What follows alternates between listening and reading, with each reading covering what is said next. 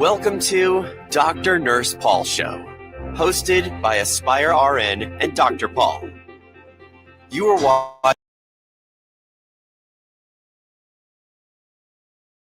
watching the USA Nurse Series, Chasing the American Dream.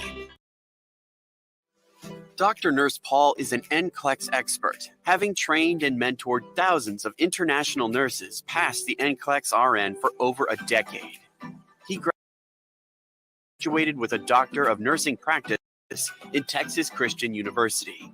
He is a registered nurse, an advanced practice registered nurse, and a certified family nurse practitioner. He also has completed a certificate for nurse educator postgraduate course. Aside from teaching, he has extensive clinical experience in emergency and family medicine. He has over 15 years of combined clinical and academic healthcare experience. Dr. Nurse Paul is an immigrant from the Philippines. He is currently based in Houston, Texas, where he operates his business, Dr. Nurse Paul, and Aspire RN NCLEX Prep. He loves to share his life story of how he overcame his challenges to reach his dreams. He is passionate in helping nurses realize the American dream. So without further ado, let's all welcome Dr. Nurse Paul.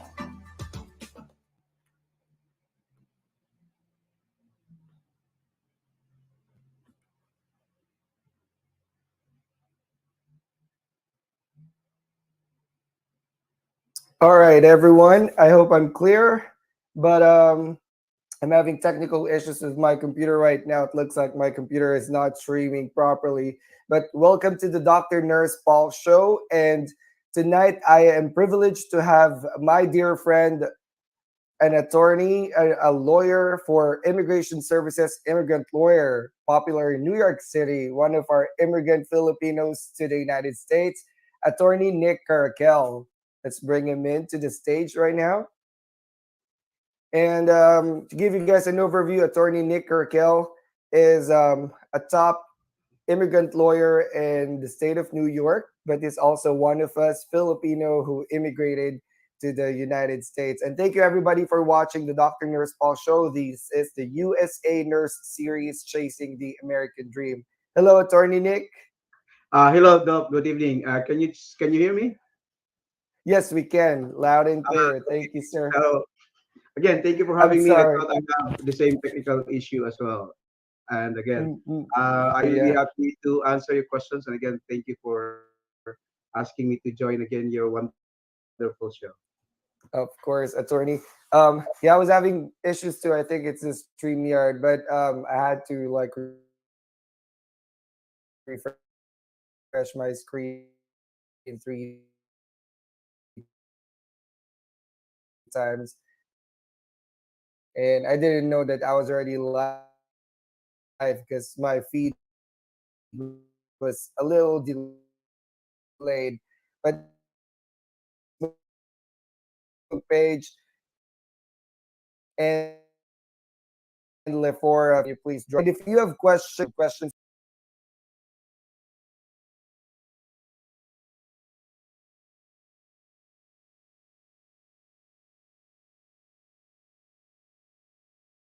best time to ask those questions while we have attorney Caracal right with us today. So this show was supposedly going to be live streamed back in November, but attorney Nick was sick. I got sick eventually. That was the Thanksgiving weekend, probably because of the too much turkey that I ate, or I don't know. um, but thank you guys for following through. Last weekend, I talked about dissecting job contracts, but today we're going to glean a lot of important information from our attorney Nick Caracal himself. So we're going to learn a lot of legal ambiguities that nurses are really not good of. But certainly there's a lot of questions. Like in the group Lefora, where there's 172,000 members, I'd say one of the top issues, questions are all about legalities, but we're all nurses there. So it's not like, we can probably give a little side comments here and there, but we are not the expert on situations and scenarios like this. So that's why I felt like it is important to invite someone who really knows and someone who really, understands the process. And of course, who else to talk to and ask these questions but our very own attorney Nick Caracal. Thank you, attorney, for your time. And again, thank you then. Thank you, sir. Would you like to introduce yourself quickly and tell us about your immigration story? Yeah, okay, sure. So I'm Nicholas Caracal. Just call me Nick. People call me basically by my nickname Nick, to be short. I have a law immigration law office here in New York City.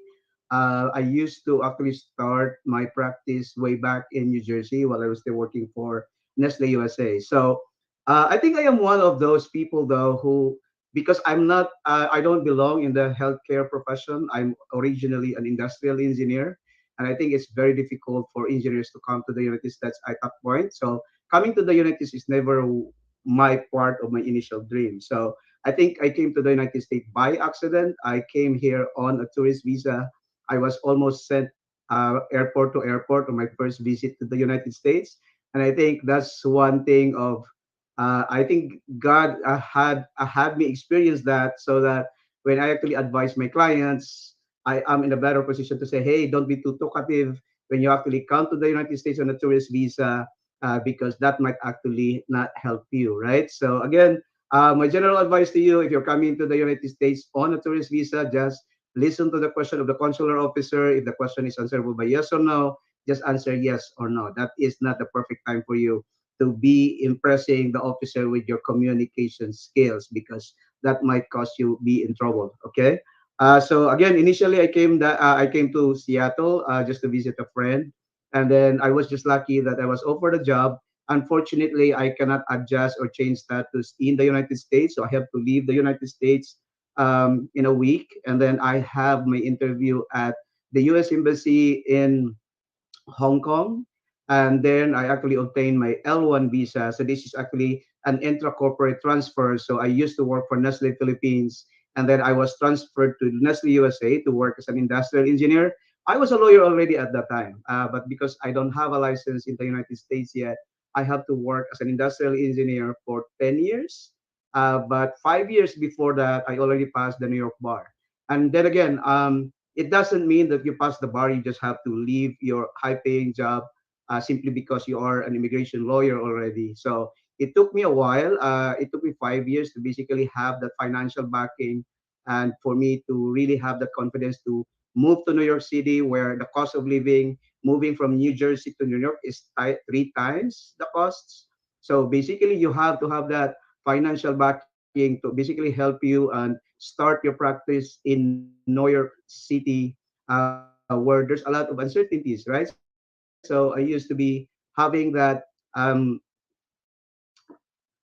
guaranteed month-to-month income from being worked away, and then suddenly you have to leave that behind and take a chance of actually doing solo because no one will hire me, because I am not educated in the United States. I finished my law school in Ateneo de Cagayan Xavier University, but then I was just one of the lucky people who actually just started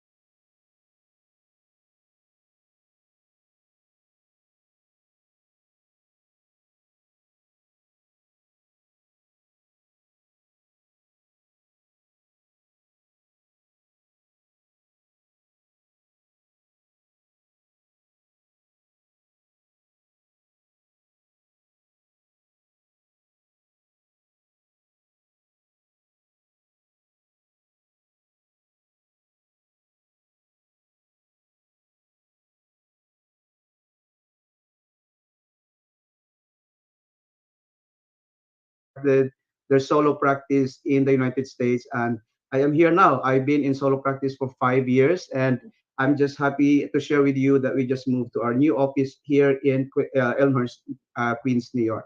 So that's basically my quick story coming from the Philippines to the United States. I came in 2007 when there is a big recession at that time. So actually convincing employers how to process your visa is quite difficult, but I think I was lucky to convince them.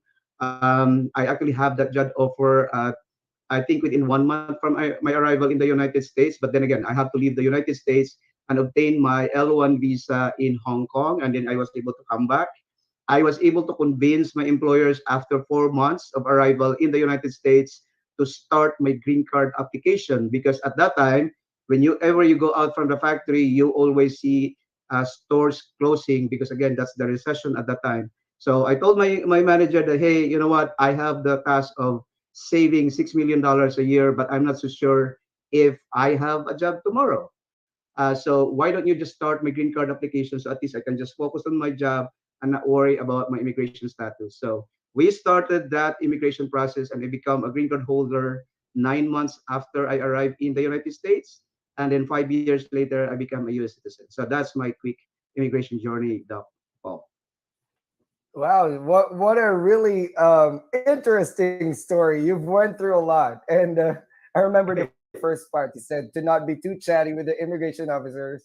They're not your friends. I know Filipinos are Mhm. very chatty, and we like to Yes. tell our stories. But I remember you saying whatever is asked, that's the only thing you say or answer. Don't Mhm. expound. No need to do that. But thank you for sharing your story. We have a couple of friends and viewers that are on today. We have Ara Bhutan from Saudi, and we have Faith watching from the Philippines. And some of them are in Lefora, so I opened it on my other computer right here because we cannot see the names. But um, we have James. I think he is in Qatar, if I'm not mistaken. He's also one of my students in Aspire R, and he's now an NCLEX passer and coming here to the United States soon. We also have Miss Anna from the Choice is Right. Thank you, Miss Anna Cruz, for joining us. Thank you, Doc, for attending. He's also from Advanced U as R in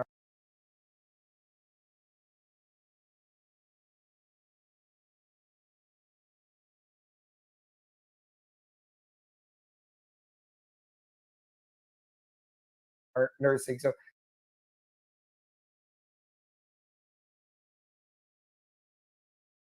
thank you for joining us today.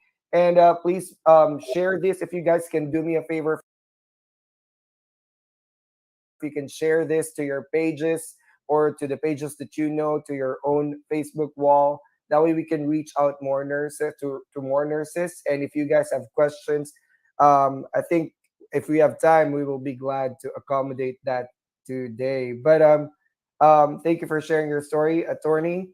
And my question is, what are the different pathways or visas or visa types that nurses can use to get here in the United States? Okay, good question, Doc. No, so there are two common types of visa applications that nurses could basically use when they actually come to the United States. So H-1B, which is considered a specialty occupation, it would still be available for some specialized field of nursing.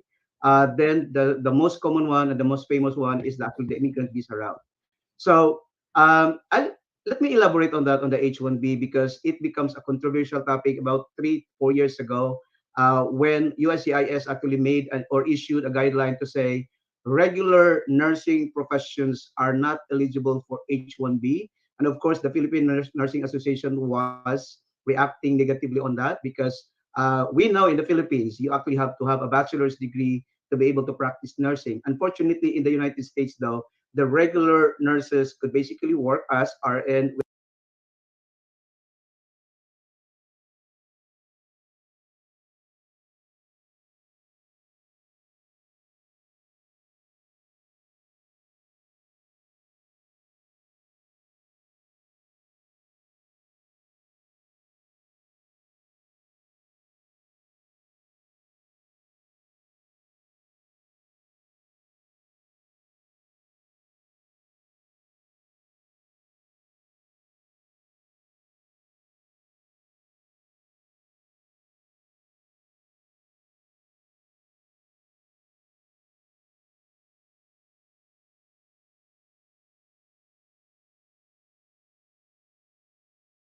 when they actually have an associate degree. So for purposes of immigration, they are actually saying that if you just work as a regular nurse, you can come in as on an H-1B.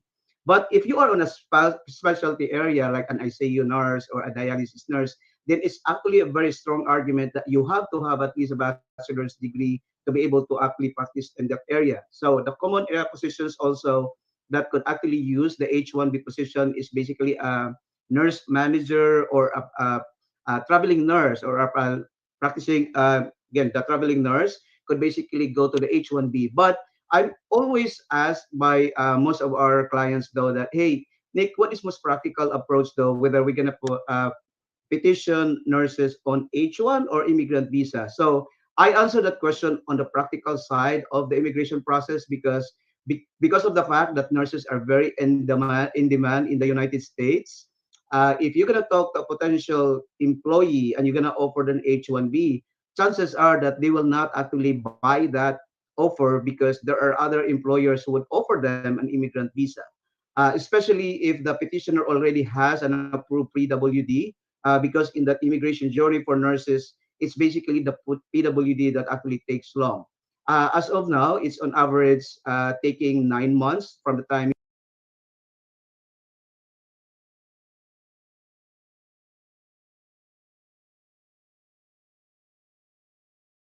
you actually submit that application online with the Department of Labor.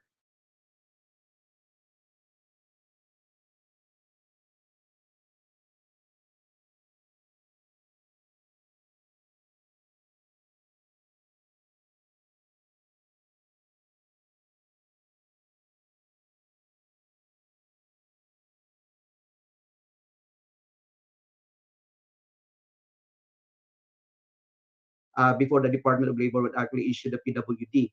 But if you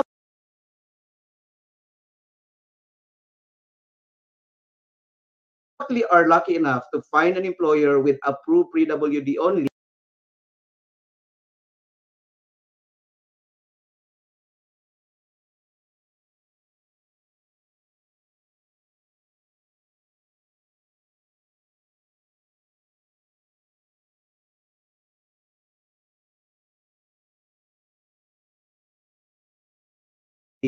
and you have that option of getting through the H1B or the immigrant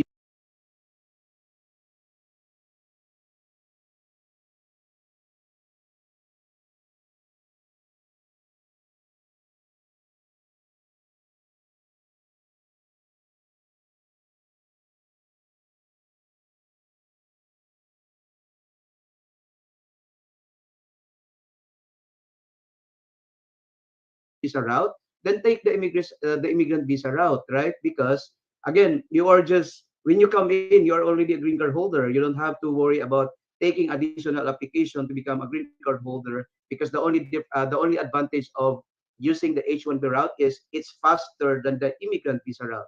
So then again, we were able to convince most of our clients to say, don't offer H1B for nurses, just give them the immigrant visa application. So again, for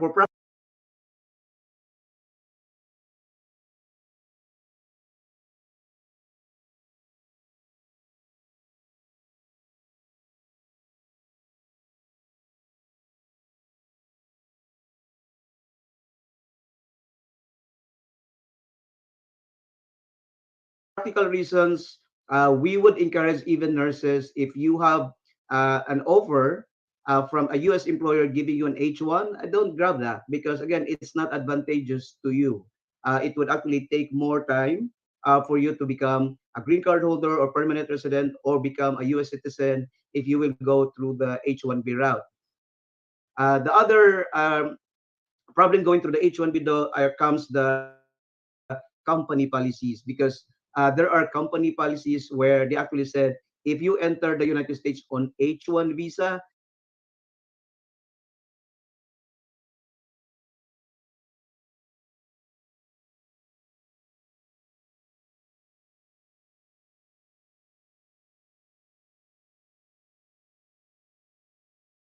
then you have to wait at least 3 years or 4 years before you can actually apply for the H1B visa. So then you have to wait at least 3 years or 4 years or 6 years because H1B has a maximum of 6 years before they would initiate your green card application. So then again, for practical reasons, if I am a nurse and there is an offer for me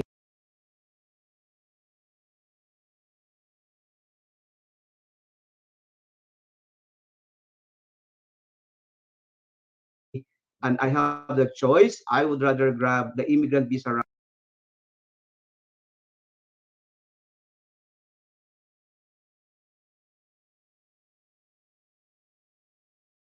route as opposed to taking the H1B route. I hope I answered the questions, Doc. Thank you for that very thorough answer.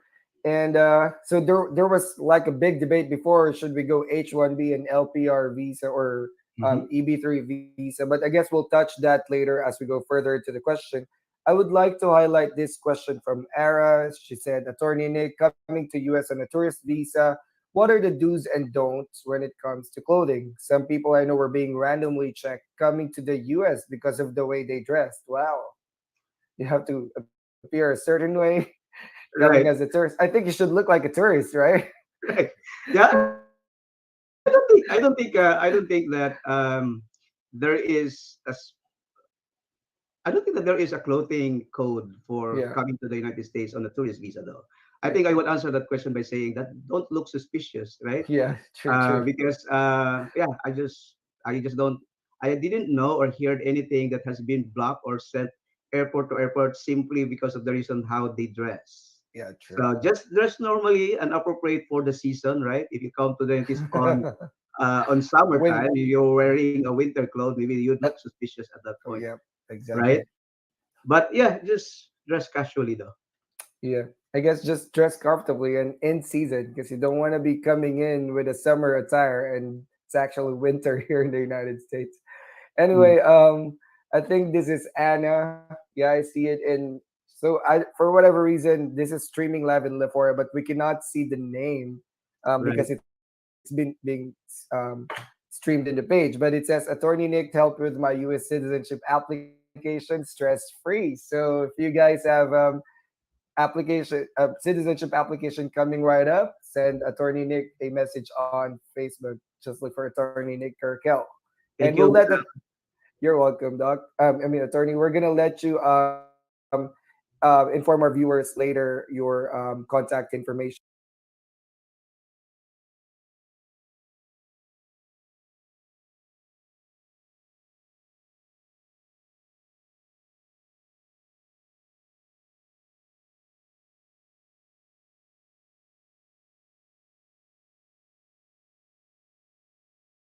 As well. And I'm gonna flash the next question in a bit because I think that will answer my next question. So let's go to the next question that I have for you tonight, Attorney Nick. What's the difference between? I know you've touched this already, but what's the difference between a work visa, which is the H-1B that you were talking about, and a lawful permanent resident visa? I think you actually answered by reading the question, Doc. No, so when people actually talk about a work visa, that's actually the non-immigrant visa. So in part, Mm-hmm, in your case though, that's the H1B. mm-hmm, Basically, work visa, non-immigrant visa. But I think I will expand this question, Doc. People mm-hmm. get confused between what is a work visa and a work permit.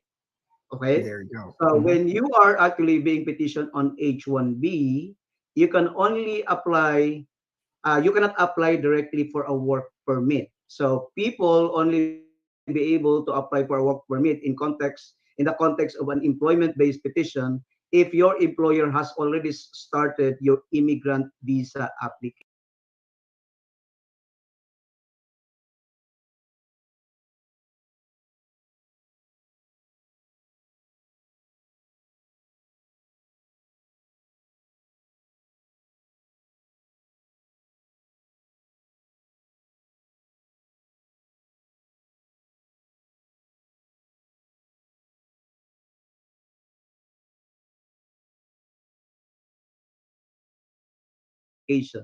So I will answer this first question first.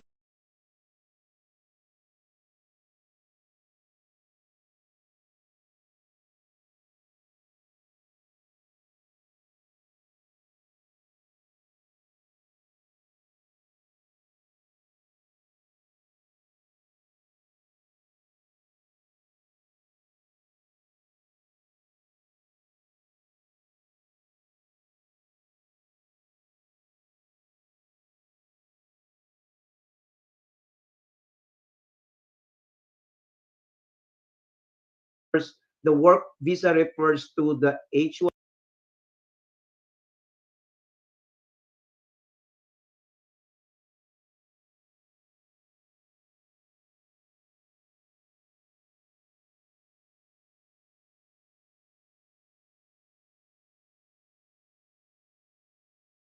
B visa, H1B visa, and then the LPR or the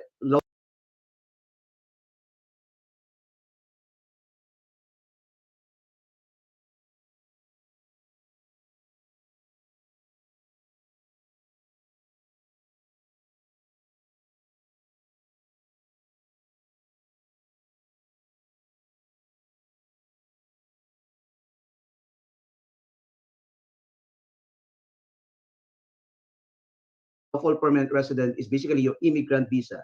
And there are two types of visas that are commonly filed on behalf of nurses. That's the EB3 and the EB2. So again, we actually talk about that in my one of my Facebook Live. The EB3 is basically coming in as registered nurses, right? Because you have a bachelor's degree. However, if you're coming into the United States, either as a with a supervisory position or managerial position, and that position requires the use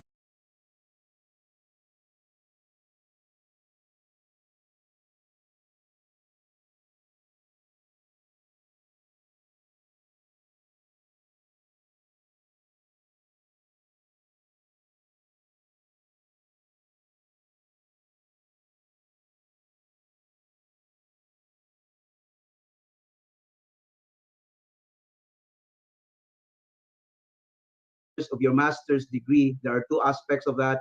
Then that's what we call the EB2. With that, but whether it's EB2 or EB3, they are still considered immigrant visa equals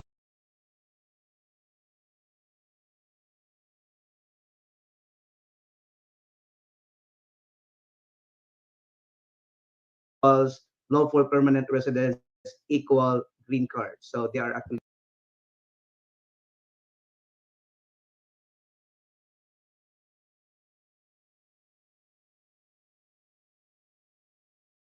uh, treated the same way.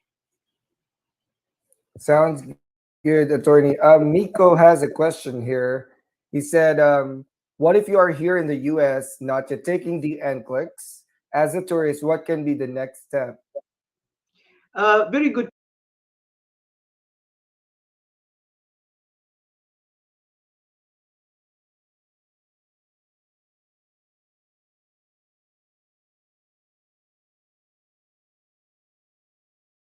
question though. And again, most of the time, nurses come to the United States with the intention of taking their NCLEX. And then some people get lucky that they could actually get approved of, they pass the NCLEX. And if again, it is, be very careful though about your intention. If you are coming into the United States on a tourist visa with the intention of taking NCLEX, then come here to take NCLEX.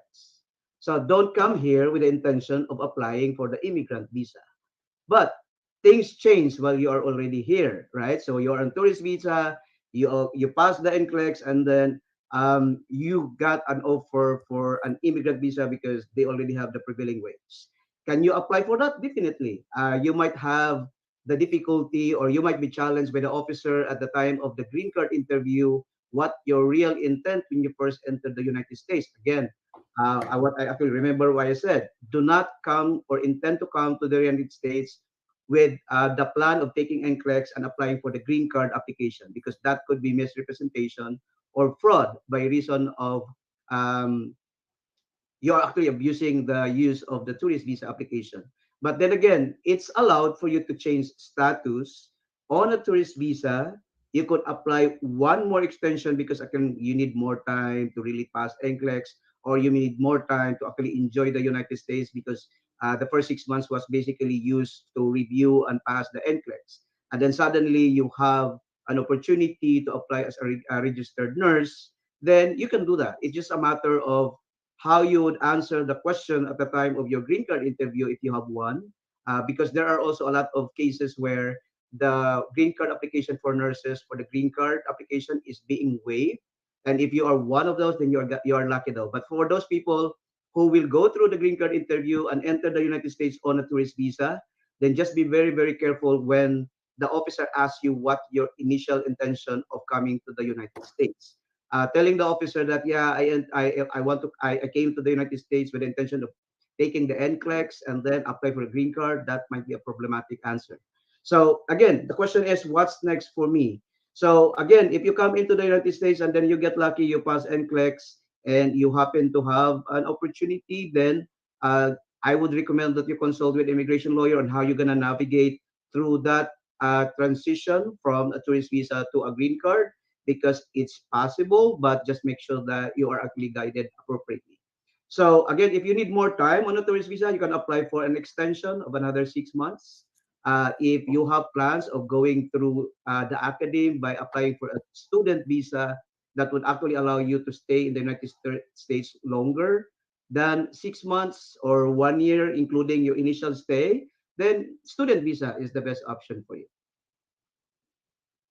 That sounds perfect. That sounds like what really should be done, because I know the U.S. is very strict with the tourist visa. They want you to come to the U.S. with an intention to tour and not to find jobs or get married. I guess that's where they really don't like it and start pursuing you. But thank you for shedding light on situations like this where tourist people on tourist visas are coming to the U.S. with the real intention to get a migrant visa or something. So it's a really what's this delicate situation where you don't want to be involved in things like that, because you don't want the immigration services to find out about it. My next question is, what are the requirements for an EB3 visa, which is the most common visa that nurses are getting to come to the United States? That's the visa that I had as well. Okay. Again, EB3 is equal to the immigrant visa slash equal to the journey towards becoming a permanent resident or a green card holder, right? So what are the requirements for the EB3 visa? So I'm gonna answer this question in two aspects though. So you have the employer aspect of the immigration application, and then you have the applicant's documentation or eligibility requirements. So basically, as an employer, why do I have to include discussing the employer requirements? Because this is very important for you guys. Not everyone who offers you an EB3 route for green card are eligible employers.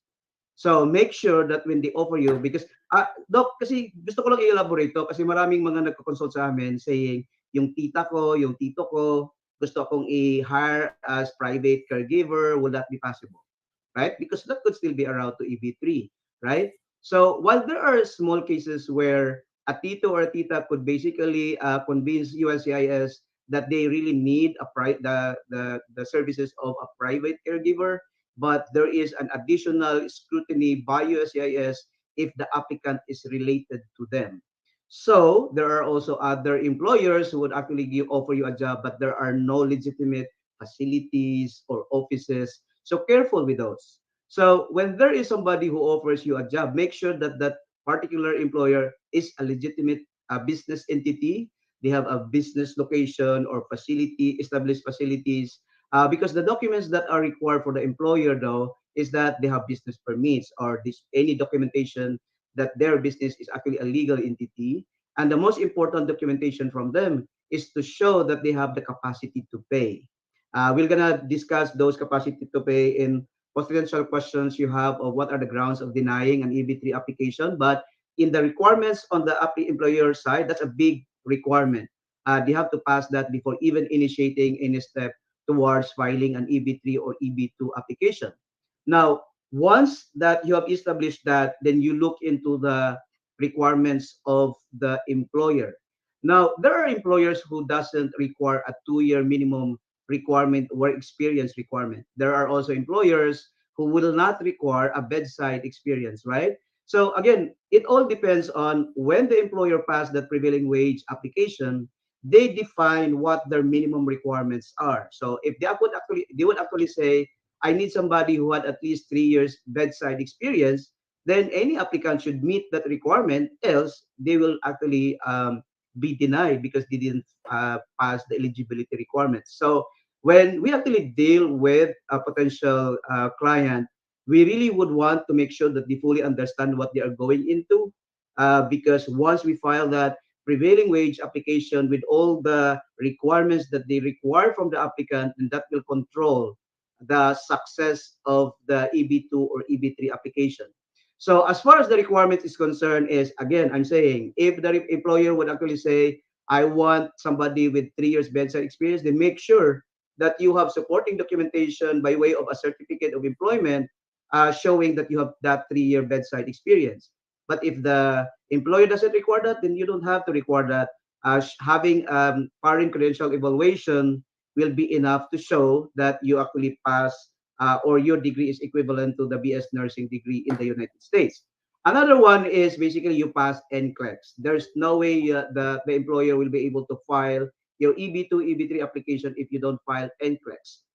Do you have the visa screen at the time of application? No. You could basically get or obtain your visa screen at the NVC embassy stage, not necessarily at the USCIS stage. So then there are two types of processing for your I-140 application or the petition for the immigrant worker. So most of the companies that we actually serve would want to file their I-140 application on premium processing, because filing on premium processing, the government commits itself to make that decision within 3 weeks. Normally, based on our experience, you could get an approval after a week or less than 2 weeks. And then once it's approved, it will be forwarded to the National Visa Center if the applicant is basically outside the United States. But if they don't file the premium processing because it's a little bit expensive, then normally the normal processing time is 9 months. So it will take longer now. But regardless of whether your case is filed on premium processing or 9 months, it only means that you have to prepare getting your visa screen. If it's on premium process, then go faster though, because you might have an interview date 4 months, 5 months from the time that your I-140 application is being approved. But if the employer filed your I-140 application on normal processing, you have at least 9 months. So you can just take your time getting that visa screen. So I hope you understand fully why do you need to know, hey, is my application filed on premium processing or normal processing? Because that would actually be your indication of what's available time for you to get that visa screen. But just like any other cases, the sooner you could basically gather all those documentary requirements or eligibility requirements like your visa screen, your NCLEX, the better for you. People actually say, hey, can I get my NBI now while we are actually processing my application? Again, the general rule, the sooner you get those documentation, the better for you. But just take note that the NBI has a validity of 1 year. So if your employer filed it on normal processing, it may be too early to obtain the NBI clearance as soon as you file the I-140 application. But I just want to emphasize, though, that people who actually work abroad for 6 months or more, when you are still in working abroad and you have planned to exit that country, make sure that you obtain the police certificate before leaving that country. It doesn't matter if your police certificate becomes expired at the time of the interview in the Philippines, let's say. For as long as you didn't go back to that country, your expired police certificate will still be enough. There are countries where it's very, very difficult to obtain a police certificate once you left that country. Qatar is one of them. Singapore is one of them. So again, there's a lot of countries that actually specify their procedure in obtaining police certificates. Saudi, where most of the applicants are coming from, once you exit Saudi Arabia or UAE, you are not required to get a police certificate. So again, what other requirements? Make sure that you have your NCLEX, that you have your eligibility, transcript of records, firing credentials, visa screen at the time of the interview, either here in the United States or at the embassy. Basically, those are the basic requirements other than the civil documents. Now, make sure that when there are discrepancies in your civil documents, and we are talking about your birth certificate or marriage certificate, make sure that they are being corrected the earliest time possible, because it could be a potential problem at the time of your interview. But since you're talking about the doc, and we are already talking about the documentary requirements, and there Mm-hmm. is this is the common questions that people come to us for consultation when their names have suffixes, right? Just guys, you have juniors in your name, and there is a discrepancy between where these juniors are appear in their documentation, whether they are added on their first name or whether they are added in their last names. So if that's your only problem, don't worry about that. The United States have a different way of putting the junior in the names, but in the Philippines, they are normally added in your last name, correct? But regardless of where the junior is, it should not be a problem. You would be able to explain that, and this even not a big deal at the U.S. Embassy or at USAS interviews. So I think I would answer that question that way, Doc. I will go through the other questions related to that later. Later. Or sounds good. Sounds very complicated. I mean, I remember I was going through this process years back. Well, you were saying it only takes 9 months now to get processed. I took 9 years to to wait for my visa because of the recession. So I guess 9 months is a whole lot faster than 9 years. Yeah. So I guess for nurses that are going impatient because they haven't been receiving the response from USCIS for 2 or 3 months, you are still lucky than many of my folks years back. So we have to wait for almost a decade to get here. Some people have waited more than a decade. But anyway, let's flash some question right here. I think this is Anna, and she said EB3 visa for the win. Yes, because one advantage attorney, right, is pathway to citizenship, just like all of us here, like you, me, and many others that I've invited. Yeah. Yep. So and then we have hold on. Okay, let me see this. Era asking for a friend. He's being petitioned by his mom before. However, he recently passed the NCLEX exam. Which one will help him to go to the US faster? Okay. So first, congratulations for your passing the NCLEX exam. Um, this is not a yes or no question though. You have to look into when your immigrant visa application was filed.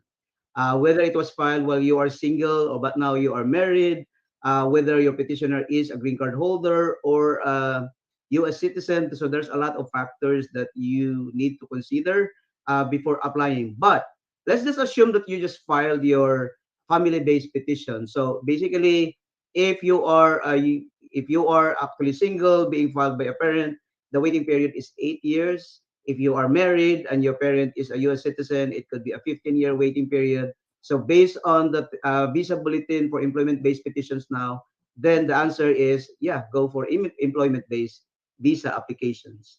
But then again, going back to that question, make sure that you check the visa bulletin. Make sure that you understand what visa category you are in, if you are F2B or F3 or F4, and then compare that with your opportunity for EB3 and check which date is a lot closer to current date. Then that should be your reference whether you will go for the family-based petition or the employment-based petition.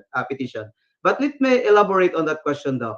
Right? Kasi maraming nagtatanong na, uy, posible ba na meron akong pending immigrant application from my family and we can also file the employment-based petition? Yes. There is no restriction upon multiple application based on different categories. Right? So, ang mangyari na lang doon, whichever comes first, yun yung i-pursue mo, then i-cancel mo na lang yung isa. No? So, again, I hope that clarifies to most of our viewers today that there is no restriction as to the employment-based and family-based petition being filed concurrently. But there is one biggest consideration that you have to make. I'm diverting the question, Doc, now, kasi Mm-hmm. immigrant petition family-based can also happen with spouses filing for their derivatives, right? Or using the spouse visa category. Um, the advantage of filing a spouse visa category, especially if you are already a U.S. citizen, is that you're assured that once your spouse come to enter the United States, that they will be living with you. The problem is if you are on an EB3 and your spouse, who happen to be, chances are, happen to be a nurse as well, and they file an employment base, there is a big chance that you will not be living together. So that's the consideration that you have to make as well. Sounds good, sir. Thank you. We're having a little technical issues in the background. I think uh somebody was trying to join the show, but they were not invited, so I don't know how that happened. But anyway, our team is working on it in the background. But anyway, we have a comment here from, I think this is Sir Irvin from Niners, and he said, "Thank you for thankful for this show, and thank you, Sir Irvin, for tuning in." And we have a couple more questions. We're gonna go to that later. Let's proceed to our next question for the night. The next question is, what are the grounds for denial of the EB3 visas? Okay, that's why I was holding back a while ago, right? Because we're gonna talk Mhm. about this. So Right. again, we're gonna go through two aspects. Most common denial of an EB3 or an EB2 application from the employer side is number one, if that employer doesn't really exist, right? They are actually just showing Right. documentation, but they are not actually legit businesses. But the most common one is ability to pay, right? And this is a problem when the employer has already filed so many applications, then USCIS are challenging them now to show their ability to pay. But also this is we also see this challenge when the employer is quite new and they will not be able to actually have sufficient documentation that they would be able to pay the proffered wage as shown on the prevailing wage. That is the common ground on the EB3 application. On the applicant side, the most common ground of the application is you are not eligible based on the prevailing wage. Just like what I explained a while ago, if the prevailing wage actually says that you have to have at least 2 years experience or you have to have at least a bedside experience, then that could be a potential problem if you don't meet that qualifications. There are instances where your application could pass through USCIS, then you appear for interview at the embassy, and then the embassy actually notice that discrepancy, then they could still deny your application. The second ground for denial of the application is if you have a former history of denial of an application, even if it is just a tourist visa application, if you misrepresented or submitted false information or documents, that will really haunt you forever, right? There are grounds for waivers, but let's not talk about that. But that could also be a ground for denial. If you have a criminal record, as simple as a bouncing check, or theft, simple theft. That could be also a problem for you when you apply for an immigrant application at the embassy. And then the second one, if you fail the medical, I mean, the another reason is you fail the medical exam because you have contagious diseases. The good news about that, though, is there is a waiver for medical grounds, but the other grounds, criminal record, misrepresentation, fraud, if your application is based on employment, there is no ground for waiver for employment on those grounds. But if you are denied because you are a drug user, then there is a ground for that for waiver. Or if the other reason is you didn't pass the medical exam because you have you your TB tests came back positive. But again, there are waivers for that and there are treatments for that. So again, those are the common grounds of denial. As of now, the only ground that could potentially be cured by applying for a waiver is the medical ground and the drug abuse. Sounds good, attorney. That's a long list of denials, and I bet there's more. These are just the basic reasons for denial. So very intricate. So would you advise that they really need to seek the help of an immigrant lawyer? Because some of them are processing by themselves because they said they were directly hired by facilities here. Right. I think my general advice to nurses though is if you have those information or grounds, make sure that you let your agency know before even filing the application.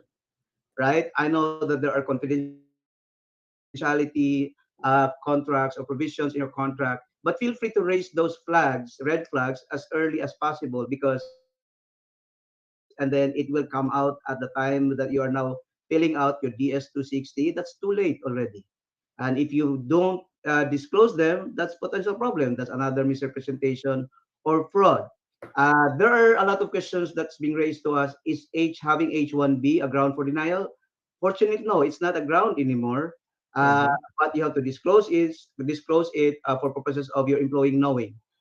So again, the question is, do I have to talk to an immigration lawyer for me to really make sure that, hey, I have these potential grounds? If you can afford to hire an immigration lawyer, there are actually affordable lawyers for their consultations, then go ahead, right? Because you just want to make sure for that. Because again, if not to raise those as early as possible, you cannot hide it at the embassy interview or green card interview if Right. you are in the United States, and it will still be a ground for denial. Yeah, I think they do a pretty thorough background check because they know everything. They even know if you apply for a tourist visa in the past and you were not approved.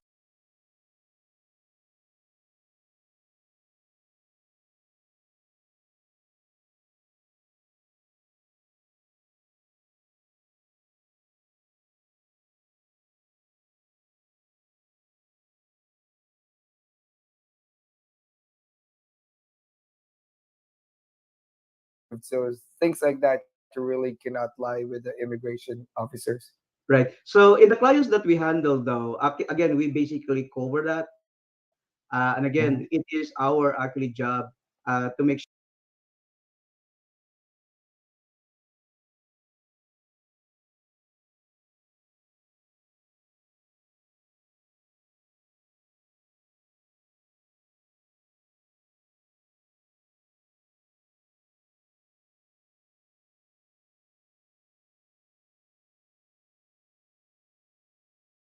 sure that we have that pre-assessment with our candidates.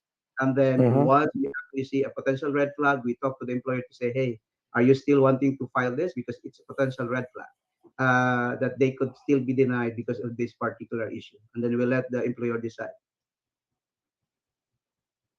Sounds good. And let's see this question right here.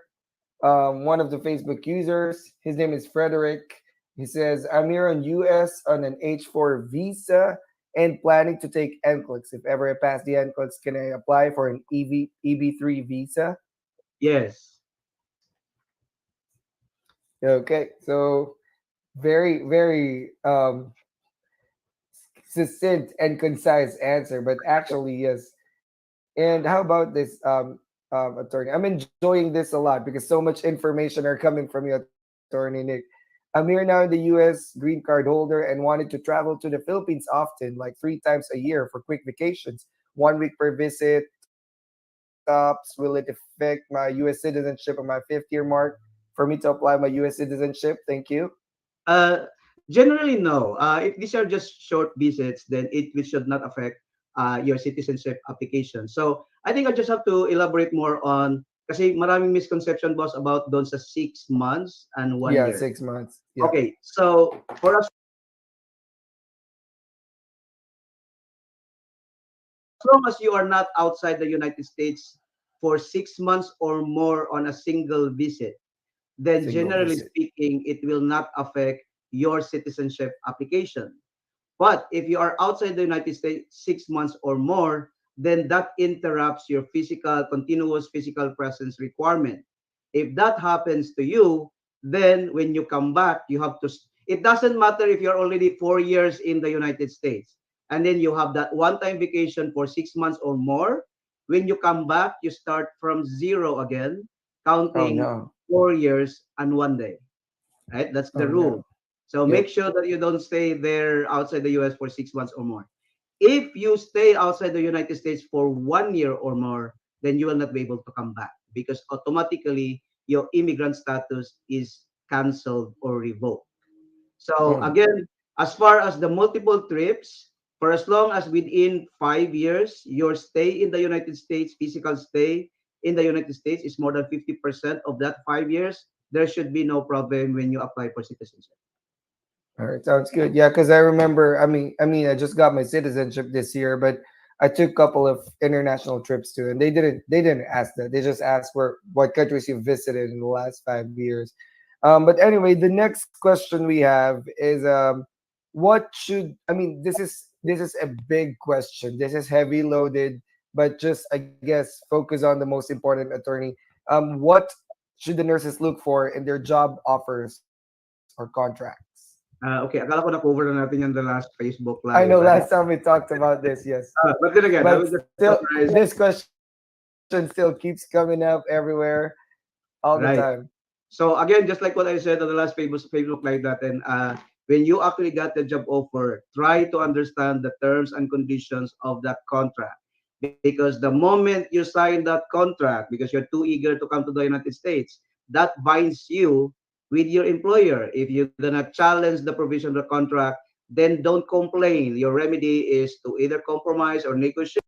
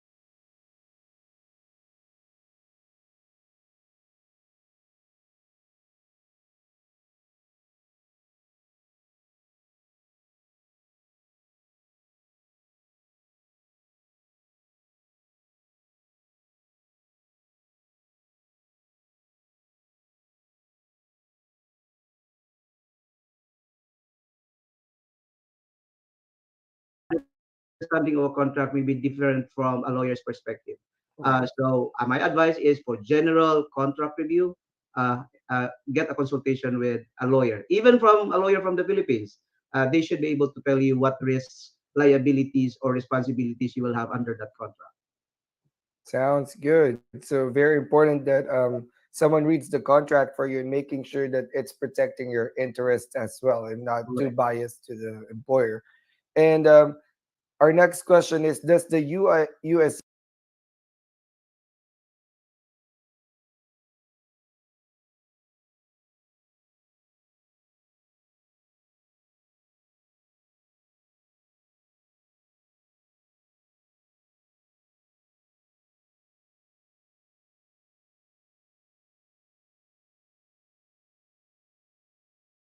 CIS allow petitionees to pay for their immigrant petition, or should employers pay for those fees?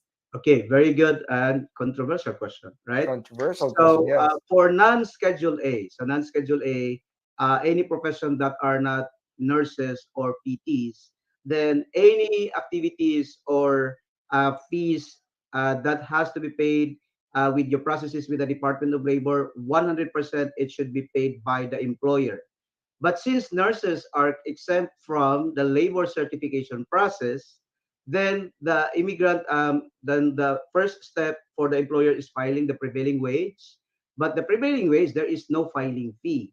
What the employers pay is for the services of a lawyer to basically to go through that process. So that expense cannot be passed on to the potential employee. You only need a one prevailing wage. So you have one prevailing wage for a registered nurse, and then the employer could use that prevailing wage to hire 100 nurses. So that is a very minimal amount for the employer that they have to shoulder to be able to file or to petition one nurse or 100 nurses. Now, when it comes to the immigrant petition, though, and we are talking about the Form I-140 or getting assistance from the NVC or the green card interview if they happen to be in the United States, the rule actually allows the applicants to pay a portion or all of those fees. But my advice to my client though is that if the employer can basically cover those fees. Because then again, if I am a nurse and I have two offers, the other one offers me zero fee expense, then I would grab that as opposed to okay, you pay this portion. But one thing is for sure though, the employer generally don't pay for the costs of immigration for your derivative spouse or your children. Though there are employees who would cover, they are very generous employers. But as a rule, to answer the question though, yes, the rules allow for the immigrant petition that nurses should pay for that, except for the Department of Labor processes. That sounds good. So very important to to know the difference between regular EB3 versus Schedule A. So yes, it is allowed for employees or nurses to pay for those petition fees. So, Mhm. but like you said, there's a lot of agencies. It's a very tight space and competitive right now in the foreign nursing recruitment because a lot of agencies are shouldering these fees. So it's really Mhm. all about what works for you. Choose whatever works best for you. But if there's an agency that offers it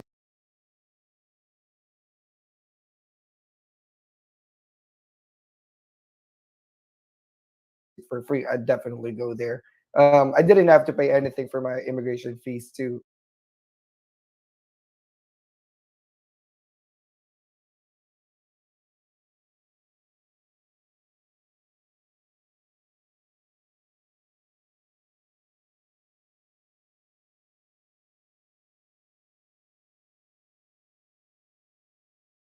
Several years back, it was my agency who did it.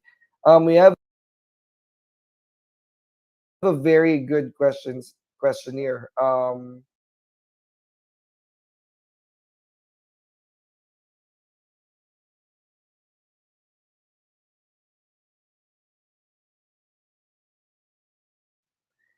If there was a question from one of the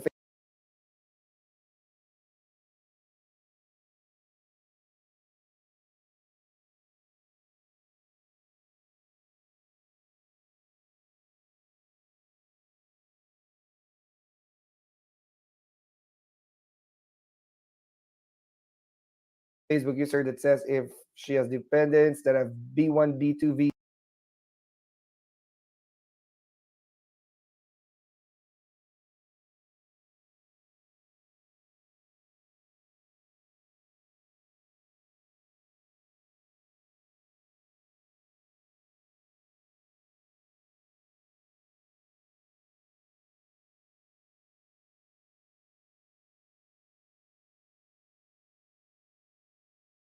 will they be revoked once the EB3 process starts? Okay.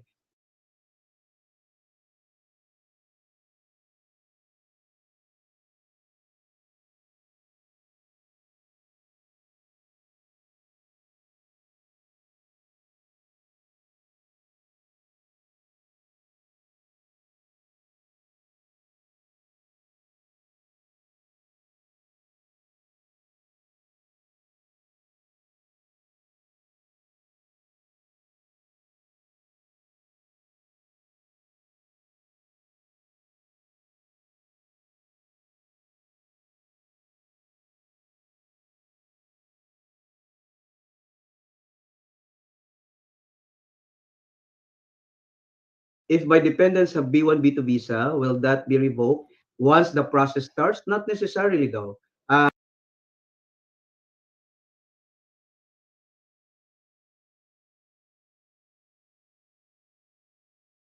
The B2 visa will only be revoked once the immigrant visa is approved.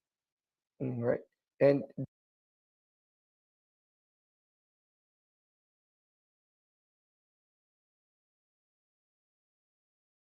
this is a long question. I'm married but not legally separated.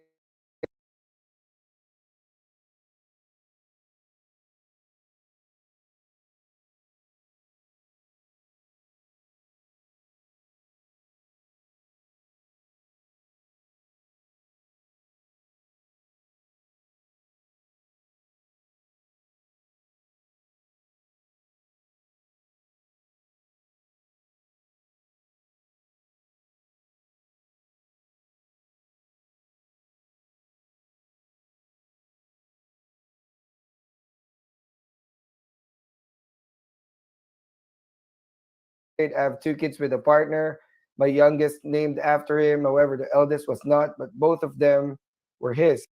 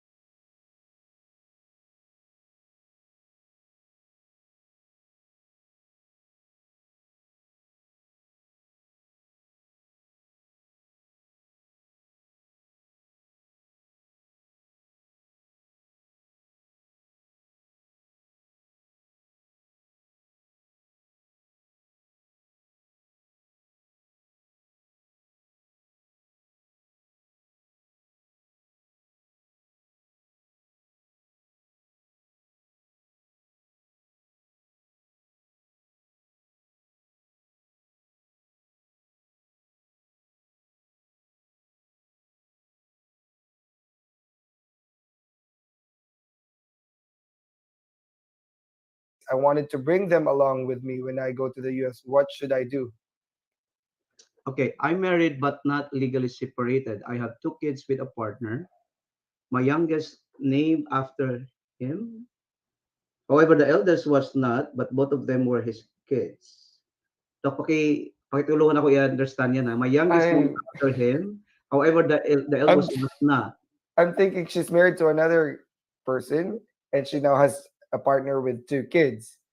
So one kid probably has Both of them were his. So I think ang understanding ko dito, and again, correct, whoever raised this question, can you just give yes, a clarificatory question because yes, medyo please. hindi masyadong klaro yung facts, right? So Yeah, my yeah. youngest name after him. However, the eldest was not, but both of them were his. So I guess it's talking So, about the person that she was married to, okay. that Doc, the can we kids go have back to different this last question names. if we'll just Yes, ask the whoever actually, yeah. to clarify It, those facts, okay? it's not very clear, but let's see this question. Will be previously married be a problem, especially not yet divorced? So I think they're thinking of moving to the US and leaving the spouse behind and they're not divorced. But there's no divorce in the Philippines or something. So will previously married be a problem, especially if you are not divorced? So let's take that perspective that you have, Doc. No? So example, iniwan mo yung asawa mo, then you would want to come to the United States. Will it be a problem? No. You could basically leave behind your spouse because you don't want to bring them here. But if the context of the application, the question is, I am previously married, but I'm not divorced. And then if you have plans of petitioning other spouse, then it will be a problem,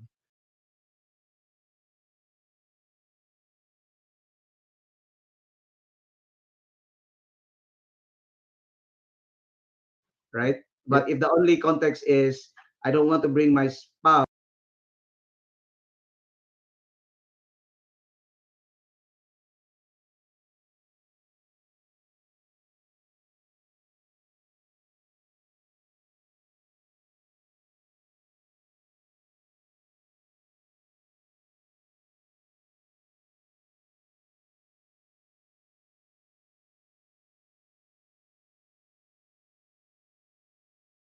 uh, I'm not divorced, then it's okay. You can I leave think behind that's your it. spouse. I think now that we're talking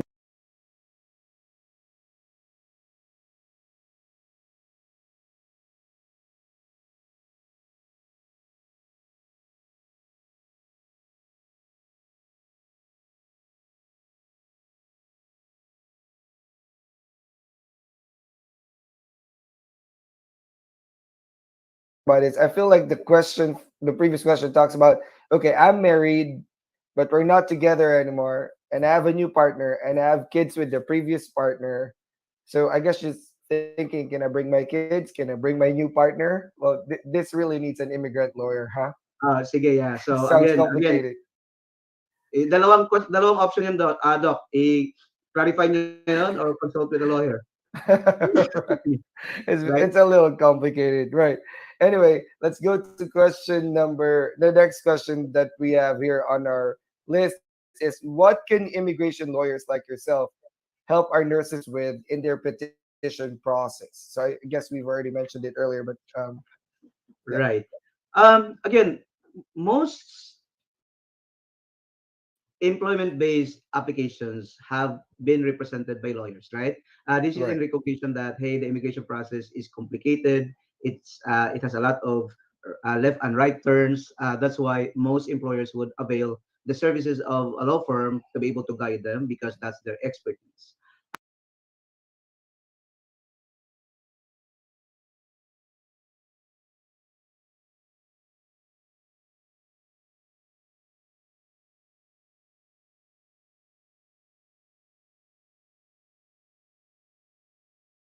The second question is, how could a lawyer help the applicants? I think that's the context of the question, Doc. Correct? Yeah, Ngayon, kung ang situation nyo is very clean, right? You have these 2 years, if that's the requirement of 2 years relevant experience, you have that NCLEX certificate, and you have this all documentation that's required. You don't even have to consult a lawyer. because that's part of the whole analysis assessment of the law firm does. But just like na sinabi natin kanina, meron kang konting tinatago, right? Then it might be the time that you would consult in a personal note an immigration lawyer to help you navigate, ito yung issue ko, anong pwede kong gawin, right? There are also issues where I don't want to bring my family with me for the first time because I need to adjust to the United States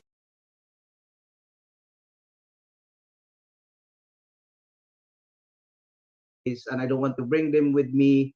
Then that questions normally are not being answered by your employment lawyer or by your agency. Then in that case, you might want to have a consultation with an immigration lawyer to help you understand what would be the consequences or problems, if any, if you're gonna leave your derivatives behind. So, but again, just to summarize my answer, as far as you don't have again issues, you don't have you don't need to consult with immigration lawyer as far as your employment based application is concerned. But if you have those issues that's bothering you, then consult a lawyer to help you understand what will be the potential risks and problems that you might have going through the process. Right. So only for those certain very distinct scenarios where it will be hard to judge for the immigration services if they will be approved or not. So anyway, one last follow-up question, I guess, before we wrap this up. How about previously married in the US, but in Philippines, I'm single in papers or records and have different family now. It's Um, not I guess she's the same person who said, can she bring her family here or something? okay. How about previously married in the US, but in the Philippines, I'm single in papers or records Or and have records. different family now? How about previously married in the US, but in the Philippines, I'm single in papers or records and have different family now?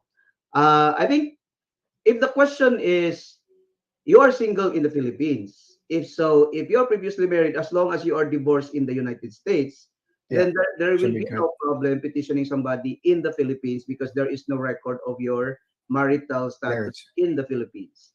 The Right. potential problem is if you are previously married in the Philippines, you got divorced here, but not annulled in the Philippines, and you petition somebody in the Philippines, then that will be a potential problem.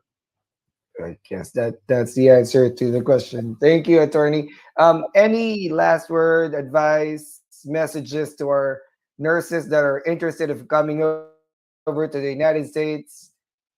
Yeah, okay. Again, more than 1 hour na pala tayo, Doc, no? Yes, So we only have 10 always. It's questions, right? yep, yep. Right? But again, thank you for having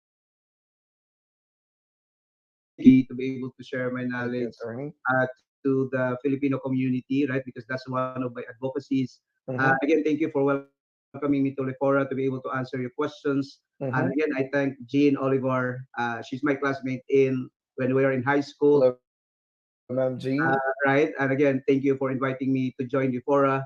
And the main reason why she invited me in the first place is for me to be able to share my knowledge to the Filipino community, right? Because that's one of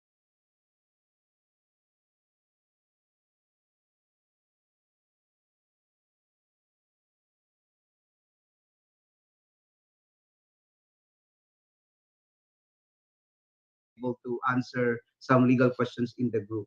So then again, thank you for having me. My advice and my last message to our viewers who are basically nurses, strong community of nurses, if there's something that bothers you, that affects your immigration status, don't attempt to do it yourself. You Right, might actually be digging further on your problem, right? I know right. that there are a lot of information available on in the internet, but when you go through that, there's also a lot of conflicting information. So I think Correct. the best way for you is to have that consultation, though, right? It might be not all lawyers are pricey lawyers, right? So if you could Right. find somebody who are actually charging you reasonable fees, then invest on that, right? Don't ask advice from your neighbors and from your friends because you might be in trouble. I've actually seen a lot of situations where they are ill advised. The Right. friend and the neighbor has good intentions, no problem with that. But because they are not experts on the field, the advice that they might be giving you is not the appropriate advice. So again, thank you for having me. And again, thank you for inviting me to join Lefora. And I hope to see you in the next episode.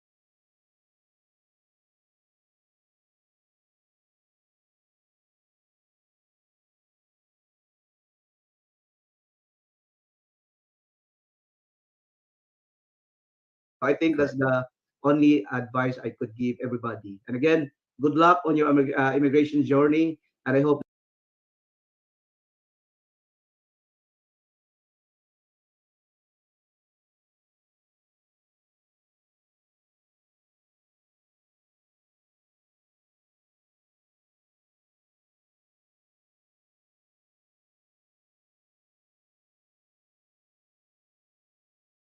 that everybody will be attaining their American dream in due time. Thank you, attorney. How last thing, how will they contact you if they want to contact you? Because somebody asked on the comments, how did they contact you? How did they get a hold of you?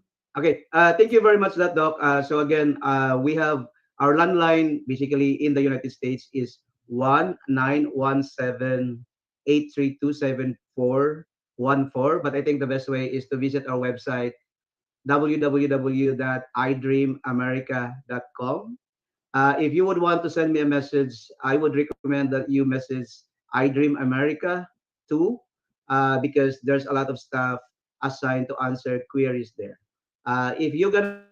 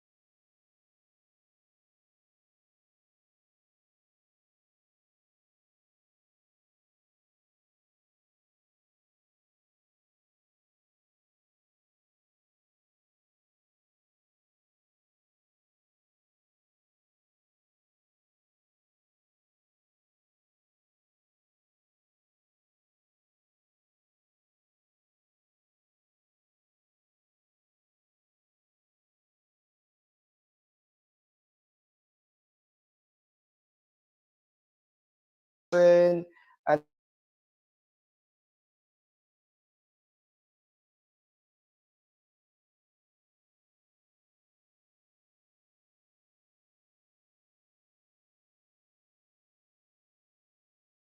share this show to your friends. This will be on Saturday, 8 a.m. Central Standard Time in the United States.